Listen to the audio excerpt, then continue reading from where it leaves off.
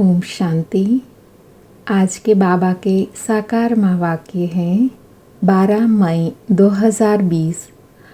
आज बाबा बोले, मीठे बच्चे, तुम्हें खेवैया मिला है इस पार से उस पार ले जाने के लिए। तुम्हारे पैर अब इस पुरानी दुनिया पर नहीं हैं। तुम्हारा लंगर उठ चुका है। आज बाबा प्रश्न पूछ रहे हैं, जादूगर बाप की वंडरफुल जादूगरी कौन सी है जो दूसरा कोई नहीं कर सकता।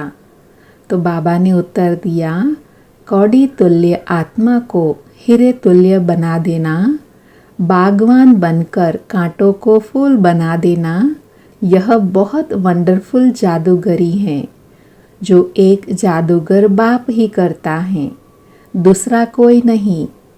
मनुष्य पैसा कमाने के लिए सिर्फ जादूगर कहलाते हैं, लेकिन बाप जैसा जादू नहीं कर सकते। ओम शांति।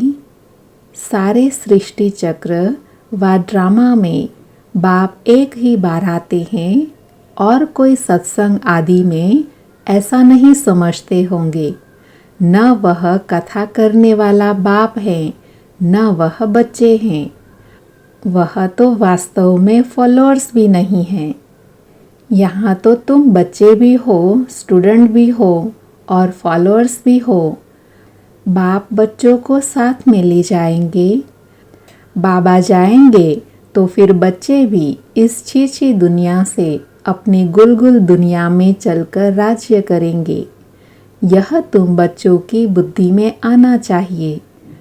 इस शरीर के अंदर जो रहने वाली आत्मा है वह बहुत खुश होती है। तुम्हारी आत्मा बहुत खुश होनी चाहिए। बेहद का बाप आया हुआ है जो सभी बच्चों का बाप है। यह भी सिर्फ तुम बच्चों को समझ है, बाकी सारी दुनिया में तो सब बेसमझ ही हैं। बाप बैठ समझाते हैं, रावण ने तुमको कितना बेसमझ बना दिया है। बाप आकर समझदार बनाते हैं। सारे विश्व पर राज्य करने लायक इतना समझदार बनाते हैं।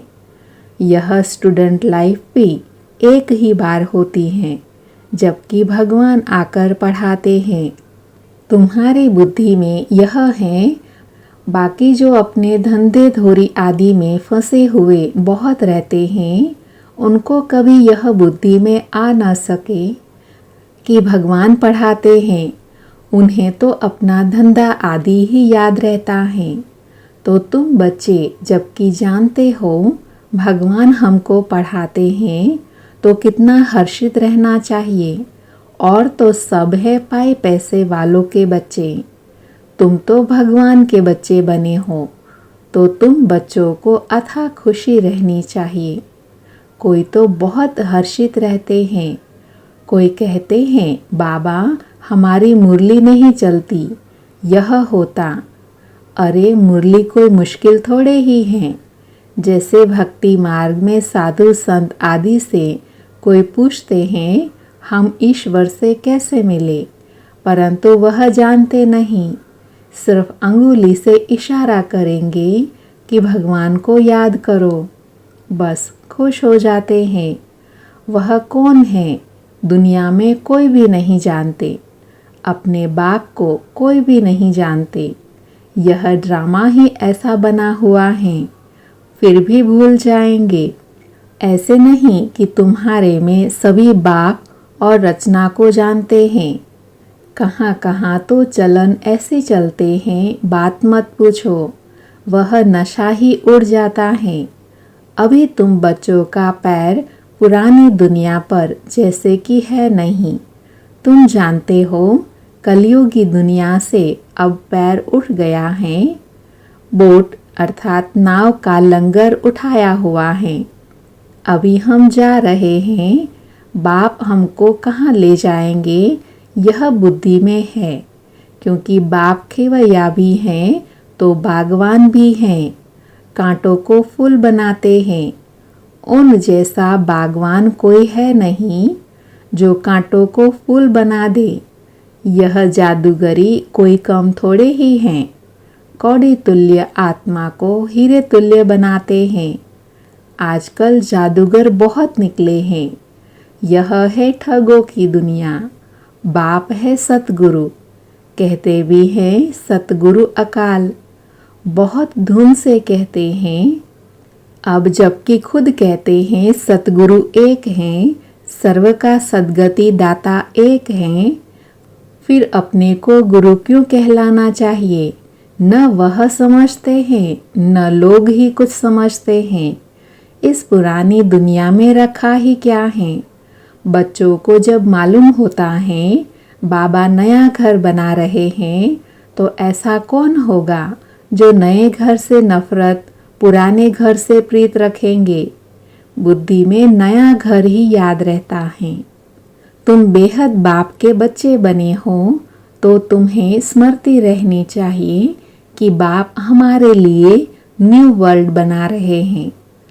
हम उस न्यू वर्ल्ड में जाते हैं। उस न्यू वर्ल्ड के अनेक नाम हैं, सतयुग, हेवन, पैराडाइज, वैकुंठ आदि। तुम्हारी बुद्धि अब पुरानी दुनिया से उठ गई है, क्योंकि पुरानी दुनिया में दुख ही दुख हैं।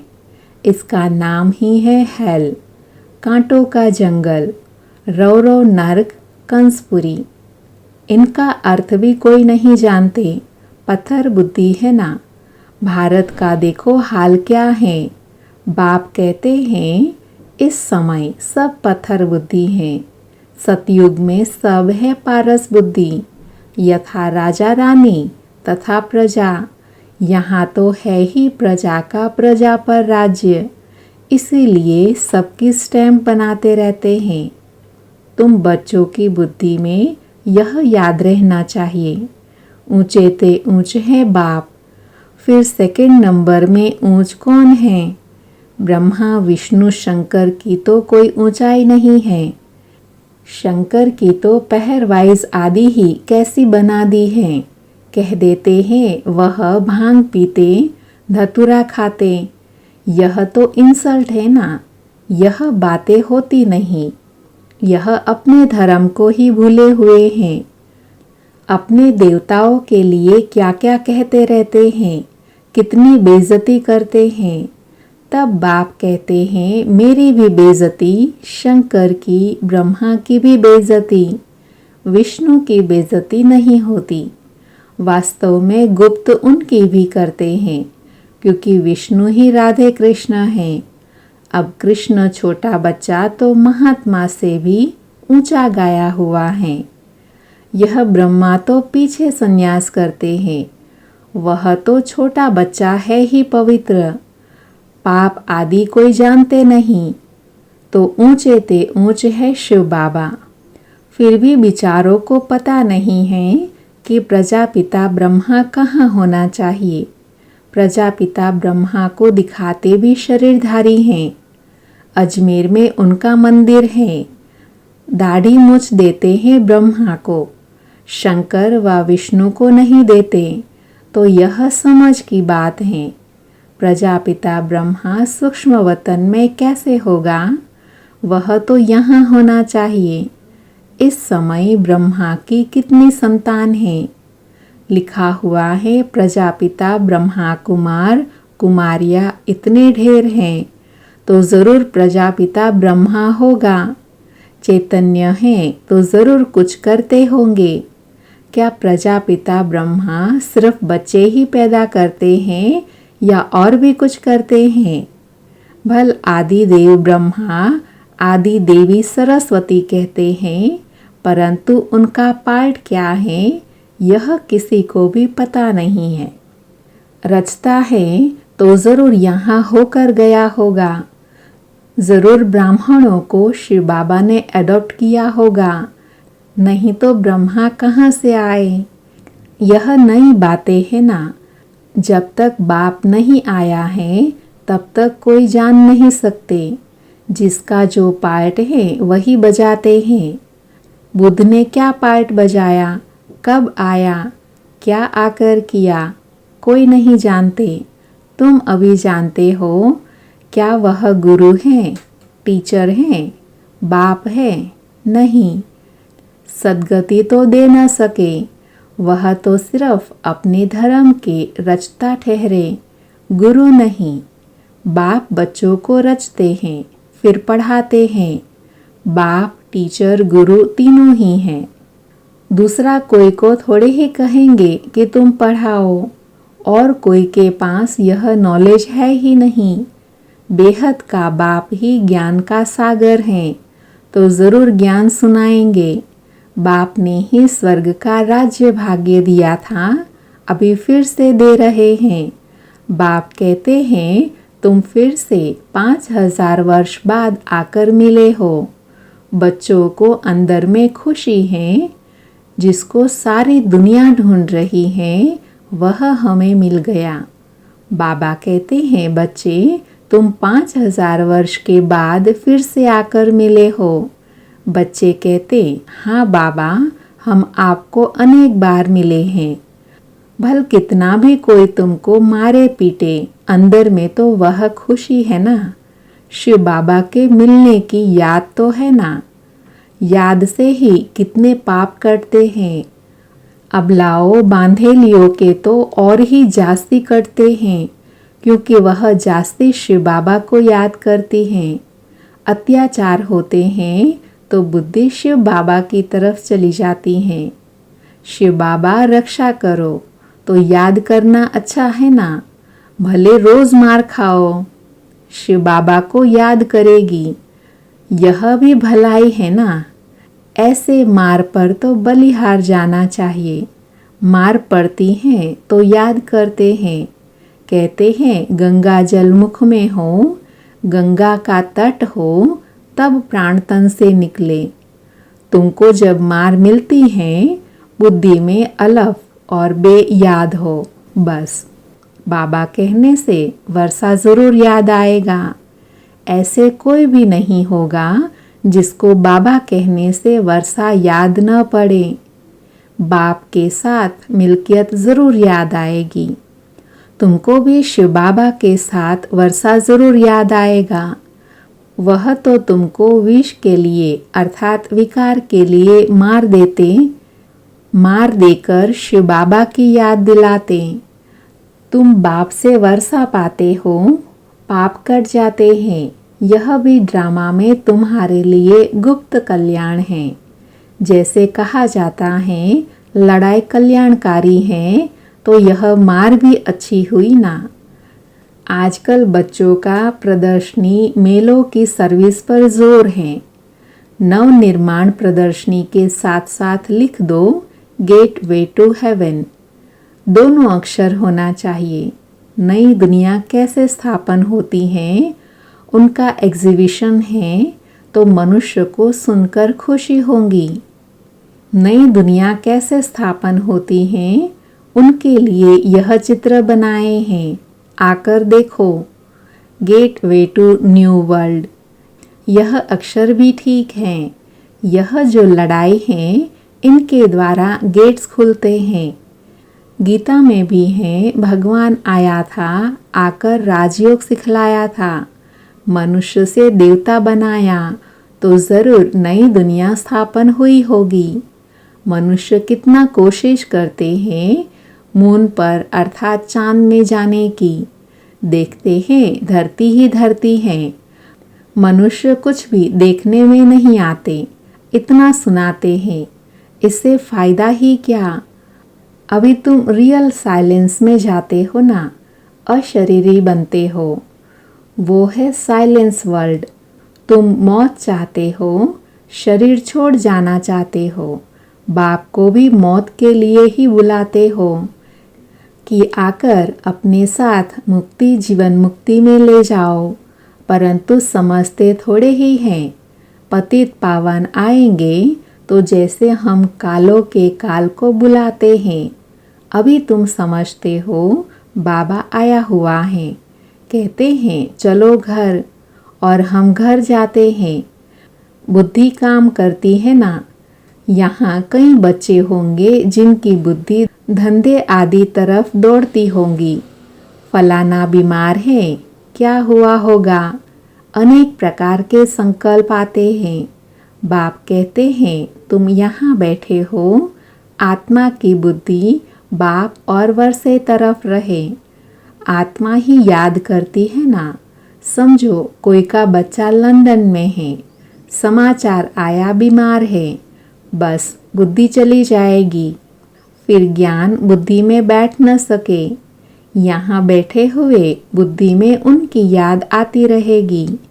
कोई का पति बीमार हो गया तो स्त्री के अंदर उथल पुथल होगी।